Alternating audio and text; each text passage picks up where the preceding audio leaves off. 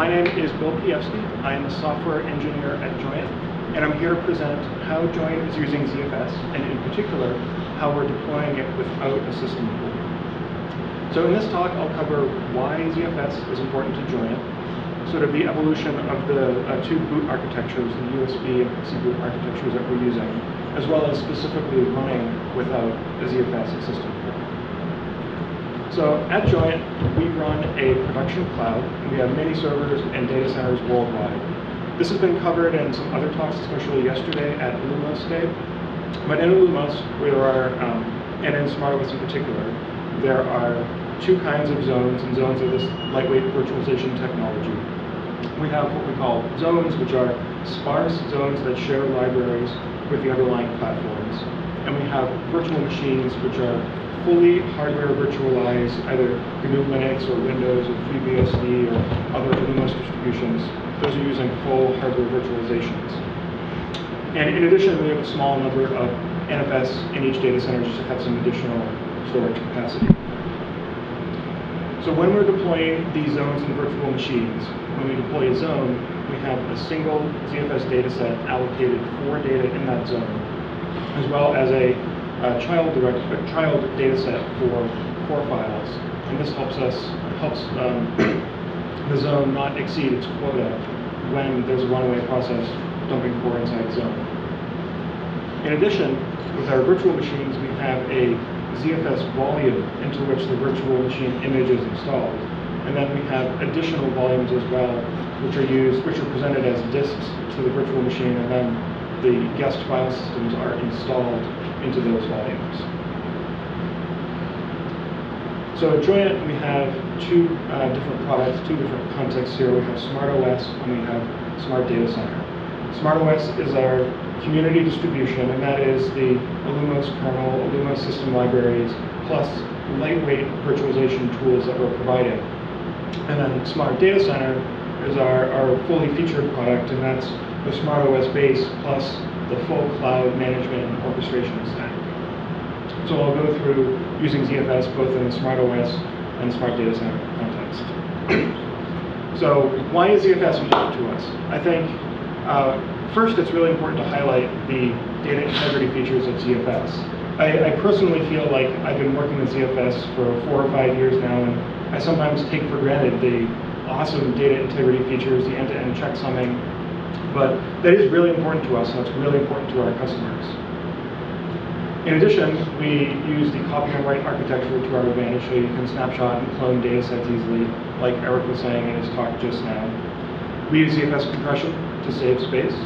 We have ZFS quotas and reservations on our customer data sets, so that when we provision a zone that has 30 gig quota, we use a ZFS quota to reinforce that. And we also use replication, the ZFS send receive commands, to move customers around between different machines in our data centers, to migrate them from either within a data center or to different other data centers across the country. One thing which Eric also mentioned, and I'm glad that he did in this talk, is delegated administration. And this is a really important feature for us. In our next Smart Data Center release, we'll enable delegated administration, and like Eric was saying, this allows us to delegate a portion of the dataset namespace to each individual customer. So instead of using our API to take snapshots and roll back snapshots of their particular zone, they can create descendant datasets in their own zone. Each customer can do this. They can snapshot those datasets, they can clone those datasets, they can replicate and migrate data around their different instances. So this will allow a Joyent customer to implement the use case that Eric presented, having different data sets, kind of slicing up the data between them, snapshotting them, cloning them, looking at different versions of the data. Our customers are enabled to do that with delegated administration. And I also wanted to point out one piece of open work that we need to take on for unleashing delegated administration to our customers. We need some basic limits on how many child data sets, how many snapshots, how many clones each customer can create. We don't want a customer with the ability to create 50,000 snapshots, and then the machine, we run into some scalability problem in ZFS because it created so many. So that's something to watch for, something we're going to be doing because we need to do that to really safely turn on delegated administration for our customers. And of course, we care a lot about performance. We spend time working on ZFS Performance. In our next hardware versions, we're going to be using SSDs for the ZFS intent log. We rely heavily on the ZFS ARC. That's the cache which caches all of the adaptive replacement cache, which caches all of the reads from disks and provides a buffer. When we deploy machines, we don't provision the entire DRAM of a machine because we want to hold some of that back for use in the ARC. And we know that doing that will achieve much better I/O performance than if we were to fully provision or over-provision the memory on the system. Jerry talked about this yesterday at Illumos Day, but we have the ZFS I/O throttle to ensure quality of service for our customers, the different tenants on the same box. We want them all to have a good experience in terms of their I/O performance.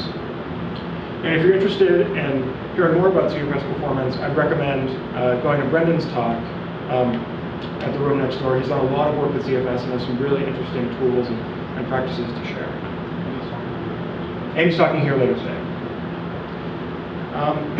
Okay, so moving on to the system pool architecture here.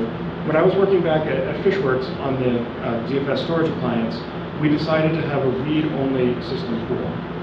And we needed a system pool on the system because we needed to install the operating system and system software on it, as well as have a place to save all of the data that was being generated by the software's analytics feature. So having a read-only system pool was great. It really helped us, in terms of making the software and writing things correctly. We didn't have unnecessary customizations from customers. They wanted to SSH in and apply a fix or look around at things or change something. They couldn't do that with the read-only system pool. It also discouraged them from hot patching the system if there were bugs or fixes. It would encourage them to go through the traditional upgrade mechanism, which would help us reduce the amount of unexpected issues and the divergence from what software had been tested and verified. However, there are some disadvantages to this architecture in that actually writing the scripts and the code for doing that upgrade and the rollback, and a feature we call factory reset, basically resetting the state of the box to as it was when it shipped from the factory, even if it's been upgraded several times. And I think there are people in the audience who worked on that at Fishworks, and they can attest to getting that right was tricky and it took a lot of time. So going over to Joyent and looking at how SmartOS is deploying ZFS, instead of installing the operating system and the system software to root disks to a system pool, SmartOS boots from a USB key. And the entire Illumos kernel and userland, the distribution that the SmartOS version of that it fits in about 200 megabytes compressed. So it's really not very much space at all. And you're only using that 200 megs of RAM when you're booting SmartOS. You're not wasting several gigs of RAM like one might expect from an OS system install. Once a user has booted SmartOS from a USB key, they can install other software from package source, the BSD package manager we're using. And of course, there's a single ZFS pool on the system which you can create and then provision zones, virtual machines, and such to go ahead and use. So what are the advantages of this architecture? All of the disks on the system are available for zones and virtual machines, and that increases both the capacity of the system, but it also increases the performance. You have more spindles or more VDEVs in your pool. There's more I/O you can do because you're not sacrificing one or two disks for your system pool. In addition, it encourages users to provision a zone for each service instead of using the global zone. So the SmartOS, SmartDataCenter model is you want to have a particular service, you provision a zone for it. You want to have Apache, you provision a zone. You want to have Postgres zone, React, Redis, zone for each of them. And what that does is it simplifies the deployment of all those services. Each zone is an isolated container. There are not conflicting dependencies between which libraries are installed for those different services. It discourages customizing and having these one-off patches in your global zone. You can have a separate environment for each service. and not having a system pool on which to install any of these services really compels you to use a zone for each service. In addition, using SmartOS, it's easy to get up and running. Just have a USB key, plug it in, boot, things are up and running. It's also easy to bring your own OS with you. If you're going to a data center and need to check some network settings or boot up a machine to see a serial number or something, stick in your USB key, boot it, easy. Okay, so talking about SmartDataCenter now. In this architecture, we have two kinds of nodes. We have head nodes and compute nodes. And head nodes run all of our cloud services, so management, provisioning, monitoring, and boot services. And then the compute nodes contain all of the customer zones and virtual machines. The head nodes are very similar to SmartOS install. They boot from a USB key. And then each compute node PXE boots its platform from the head node. And again, both head nodes and compute nodes have a single ZFS pool. So this is a diagram of what a SmartDataCenter deployment looks like. There are 3 different data centers. There are a head node for each data center. There are cloud services replicating and communicating between the data centers. And then within each data center, there are several compute nodes which all PXE boot from that data center's head node. So Ben gave a talk yesterday, Ben of Joyent, on SmartOS operations, and he said, apparently other people spend time installing software. I think that's stupid. And then this is, again, speaking to the model that we're trying to achieve here. Operators are encouraged to put applications in zones instead of using a global zone. One of the benefits of that is that an upgrade is the same as a rollback, is the same as a reboot. There's no other installs or no other steps needed for upgrading. It's just staging a new platform, rebooting, PXE booting onto the new platform. This has been especially convenient in the Joyent cloud because any machine we know that, so if we have a crash and we fix it, and we don't want to have a maintenance window for all of our customers, we can stage that new platform with the fix across the data center, and then if any machine were to hit that, crash, reboot, it would automatically boot onto the new platform, thereby fixing the problem. So I've been sort of been hinting at this, but many OSs assume the existence of the system pool, and we've been moving away from that model. Traditionally, we've deployed systems with a single VDEV backed by a hardware RAID, but we're moving towards the hybrid storage pool model, having spinning disks as well as an SSD to absorb the ZIL write activity. So when we were looking at, moving away from hardware RAID, we're looking at having a single RAID-Z pool. RAID-Z are rare, but RAID-Z was a troublesome case. Everything worked except for saving a crash dump. So this was a problem. We had to be able to take and save and read off a crash dump from a pool configured with RAID-Z. So, and when looking at this problem, I looked at this and determined that, for in the context of a crash dump, you really have a different set of objectives than you do in your normal I/O path. You want this to be reliable, you want it to be simple, you want it to be fast, but you don't necessarily care about having it live in the dump device for a long time. On a Lumos, you take a crash dump, you save it to the dump device, the system reboots, it immediately reads it off the dump device and saves it in a file. So the data only has to persist for however long it takes the machine to reboot. So in looking at the implementation, it seemed to simplify things greatly by not having any parity bits calculated when the dump data was being written to the RAID-Z pool. And the reason for this is when you initialize a dump device on a Lumos system, it pre-allocates all of the offsets into which the data is going to be written. So it pre-allocates the DVAs, the device virtual addresses, in 128K blocks, and it does this by traversing the ZFS volume that is being transitioned into the dump device. However, when you are actually taking a crash dump, all of the calls into the dump entry point are not block aligned. So they're not these full 128K writes. They're 48K, 60K, whatever the code above feels like writing into the dump entry point. Because those offsets have been pre-allocated, the crash dump code cannot reallocate them and have a 60K write span all of the VDEVs in a RAID Z stripe, as would happen on a normal ZFS volume. So I think there's going to be a talk about the partial block writes later today, but I ran into this exact problem when I was implementing this. When I first implemented this, I did have parity bits calculated for each write. However, since these are not full 128K block writes, to calculate the parity correctly, one write would incur a read on every other VDEV in that RAID Z stripe. So if I'm writing something which is only going to land on one disk, I need to read the other, say, 7 disks, that corresponding block in the stripe, on all of the other disks to calculate the parity and then rewrite the parity with this updated one block.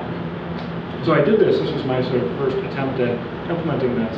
And I realized that I took a crash dump on my sort of very modest test system, and it took 3 hours to do this because of that one write into the entry point was being inflated to n reads across the RAID Z stripe.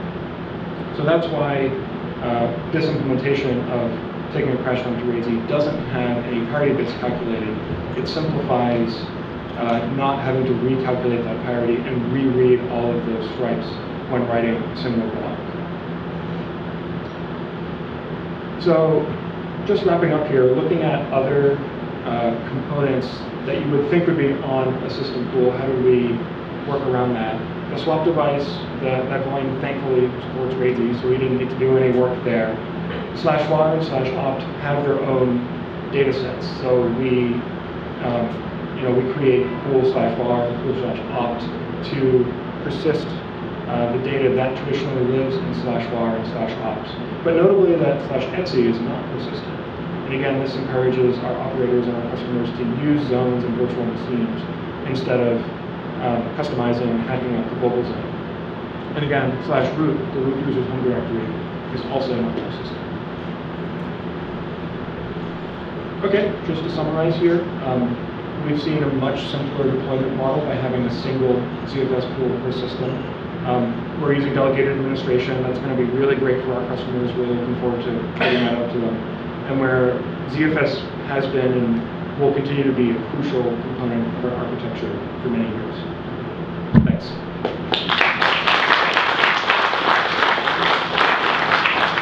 Any questions? Dan? To prevent resource exhaustion attacks that are delegated zones, do you have any work in progress?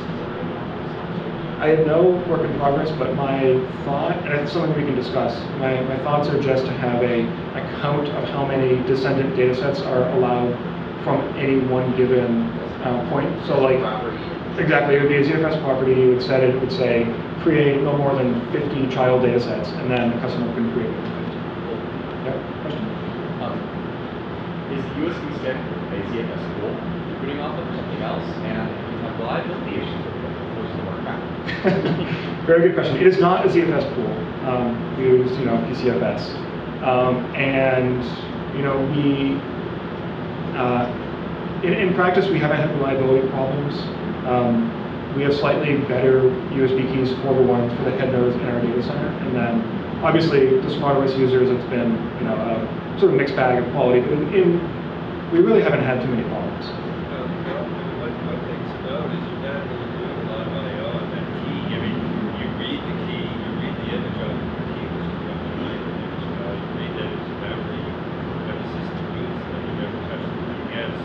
You only really get the key, like if you're installing a new image on the key, you have to write it, you don't have the box code, so they have to touch that key once a month. Yeah, and so for people on the screen, Jerry Jelinek of Joyent pointing out that we only read the USB key when we're first booting the image. So we just read that 200 meg file off the key, and then we don't touch it again for the duration of the system being out. In reality, you can take it out.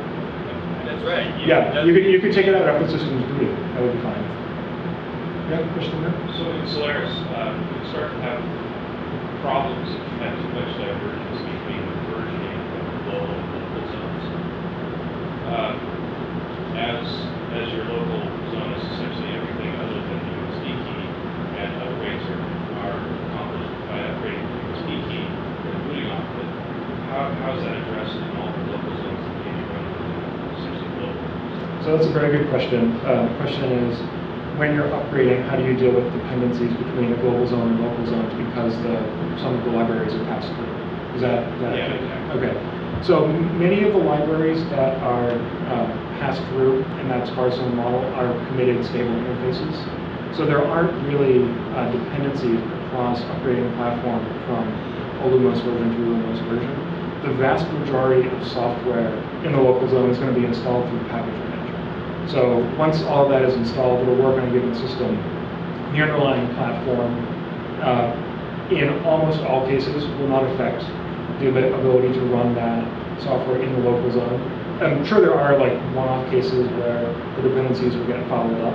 However, in practice, the libraries that are exposed from the platform into the zones are stable enough that we haven't been seeing these problems. The main thing that you really have to watch out for there is if the operating system itself or OS code has something that will change itself and live inside the zone, like slash SC file, which would be something inside the zone that might be out of change there. We control the OS itself, so we can actually manage that. We would have to deal with that. We feel that as a special case, but in general, we're not making those. We have never made anything that will change like that. So at this point, we've never had to actually try to do something like that. We don't make those different changes to the operating system itself. Like Bill said, that's really more at the application level where that's all done. It's not part of it. Okay, excellent. Have you ever experienced that with a customer where a customer came back and said, hey, for some reason this worked 2 weeks ago, now it's out of find out this is We haven't had that problem. The question is, have you seen a customer hit this case? And we haven't. The majority of the customer sort of application bugs or tickets are just around this application is not configured in the correct way. It's essentially a bug in the package as opposed to a bug in the operating system.